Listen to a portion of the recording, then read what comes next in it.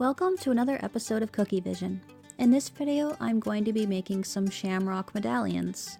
So I started out with a circle-shaped cookie that I stamped a shamrock shape out of and then baked.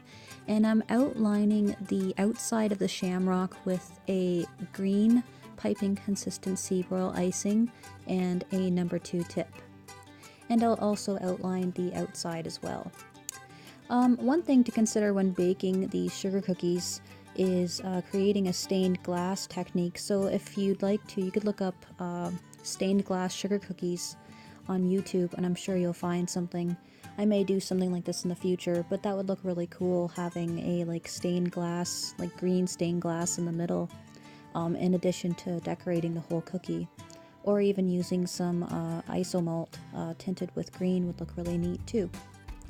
So I also have some of the same green that I used to outline, and this is a flooding consistency of that color in a squeeze bottle, and I'm just filling in the rest of the cookie.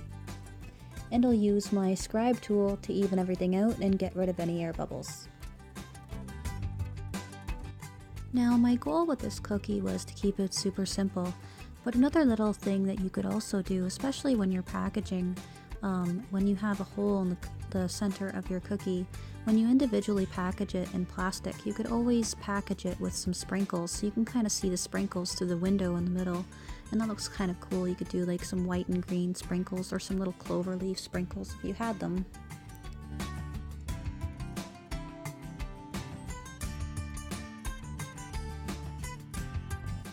And now that I've worked all that icing into all the little nooks and crannies, I'm going to let this set over a little bit, crust over a little bit, and I'm giving it a splatter with some gold luster dust that I've mixed with some vodka.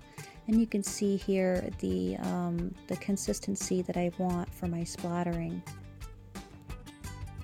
And it doesn't take very long for that splatter to dry, maybe just a few minutes.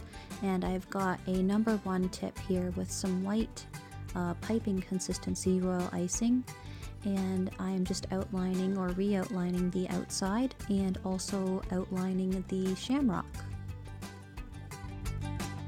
Now again, I'm keeping this cookie super simple, but you could also use green to re-outline, darker green, a lighter green.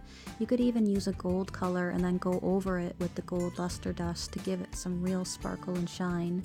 And there we go, we've got this cute, simple St. Patrick's Day shamrock medallion.